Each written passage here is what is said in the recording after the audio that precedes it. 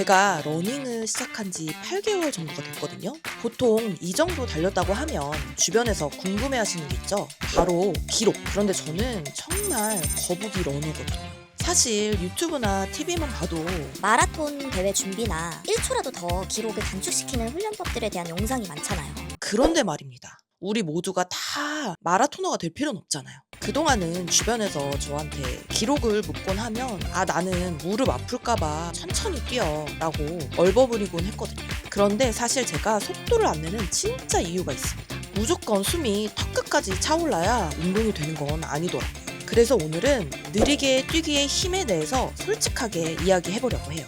그리고 저처럼 즐거운 러닝을 이제 막 시작하신 분들을 응원하기 위해서 제가 작은 선물을 준비했으니까요. 영상 끝까지 시청해주세요. 오늘은 모처럼 여유 있는 주말이라 시간에 구애 없이 뛰어나가기로 했습니다. 핸드폰하고 이어폰 뛰러 나가보겠습니다. 목표는 장안교에서 반포대교까지인데요. 거리는 대략 13km 정도 되는 거리더라고요. 사실 몸이 워밍되기까지는 저는 3km 정도가 걸리더라고요. 3km. 그래서 3km를 뛸 때까지가 제일 힘들어요. 그래서 천천히 뛰면서 서서히 몸에 열을 올립니다. 초반에 빨리 뛰게 되면 꼭 지쳐서 많이 뛰지 못하더라고요. 많은 사람들이 운동은 숨이 턱끝까지 차오를 정도로 힘들어서 땀이 쭉쭉 나야 살이 잘 빠진다고 생각하지만 오해입니다. 저도 예전에 크로스핏도 해보고 등산도 했었거든요. 이 두 개 다 진짜 힘든 운동이잖아요. 크로스핏은 정말 힘든 운동이기 때문에 살이 정말 잘 빠지더라고요. 근데 단점은 과격한 운동이기 때문에 부상의 위험이 크죠. 그리고 등산은 사실 접근성도 힘들고 이틀이나 3일에 한 번 이렇게는 못 가잖아요. 그리고 저 같은 경우는 무릎이 그렇게 튼튼하지 않아서 하산할 때 힘들더라고요. 그런데 제가 이렇게 하고 있는 슬로우 러닝은 8개월째 아무런 부상 없이 달리고 있습니다. 4km. 그리고 왜 제가 이렇게 슬로우 러닝을 맹신하게 됐냐면요. 예전에 제가 급진급박 콘텐츠를 찍을 때 식단을 하면서 매일 10km씩 달렸었거든요. 정말 거짓말 아니고 하루에 1km씩 쭉쭉쭉 빠지는 거예요. 궁금하신 분들은 참고해보시고요. 내리막길은 걸어서.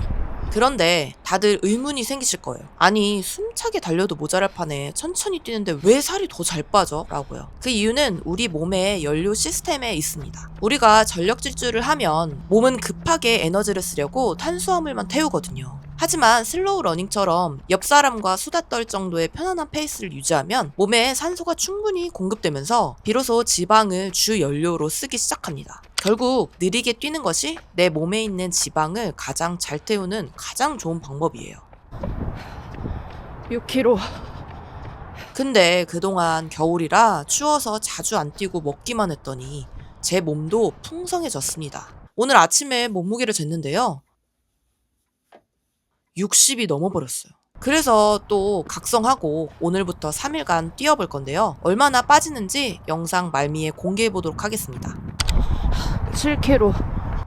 그런데 저만 이렇게 특이 케이스로 빠지는 건 아니에요. KBS 생로병사의 비밀 프로그램 아시죠? 거기에서 슬로우 조깅에 대해서 방송을 한 적이 있더라고요. 60대 여자 그리고 40대 남자분이 3주 동안 슬로우 조깅으로 몸에 어떤 변화가 생기는지 실험하는 게 나오더라고요. 거기에서 체중은 말할 것도 없고 혈압, 혈당, 중성지방, 콜레스테롤이 다 좋아진 거예요. 힘들지 않게 뛰면서도 내장 지방만 쏙쏙 골라 태울 수 있었던 거죠. 거기 남성 출연자분이 3주 만에 이렇게 될 수 있냐고 놀라더라고요. 8km. 9km.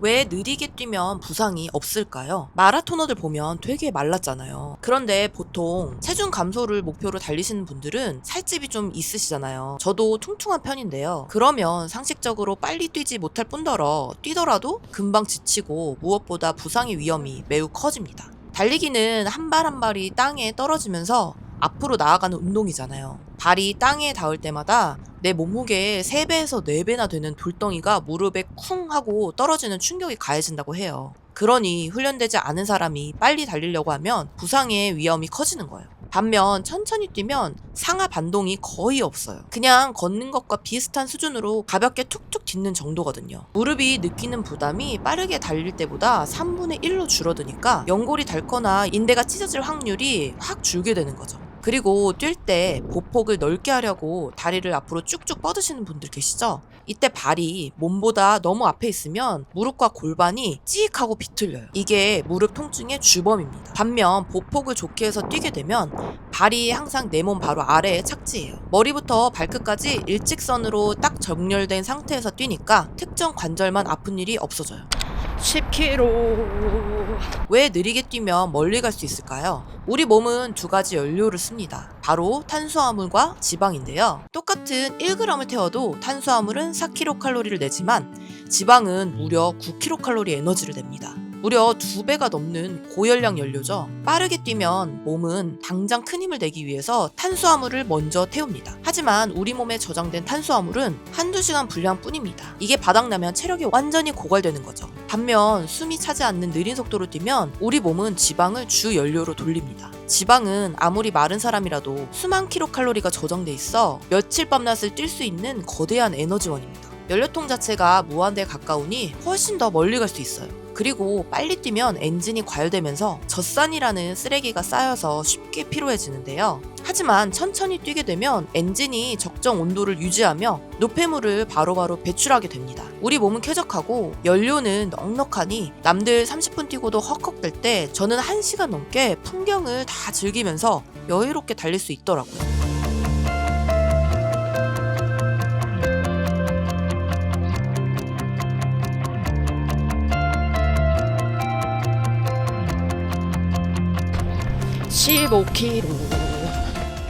이렇게 목표했던 반포대교보다 더 달려서 예술의 전당까지 왔습니다. 물론 오늘은 조금 과하게 달렸어요. 이 정도의 거리는 처음 달려보니까요. 그리고 여기까지 뛸 수 있었던 건 남편이 일하고 있는 카페가 이 근처거든요. 집에 갈 때는 남편 차를 얻어 타고 갈 예정입니다. 안녕하세요. 뭐야? 오빠 근데 그런 거 어떻게 생각해? 달리기 하고 온 사람들한테 10% 할인해 주는 거? 그냥 기록 같은 걸 보여주는 거지. 근데 여기는 달리기 하는 사람이 없어.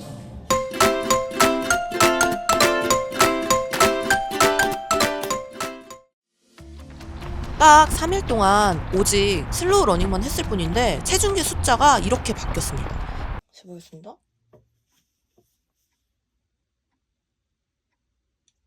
뭐야 이게 진짜? 말이 돼? 말이 되냐고. 마지막으로 이제 막 러닝을 시작하려는 분들을 위해 준비한 선물이 있다고 말씀드렸죠? 제가 요즘 달릴 때 착용하는 러닝벨트인데요. 아직 준비하지 못하신 분들이나 필요하신 분들은 댓글이나 제 카톡 채널에 러닝을 시작하게 된 한 줄을 적어주시면 추첨을 통해 선물을 드리겠습니다.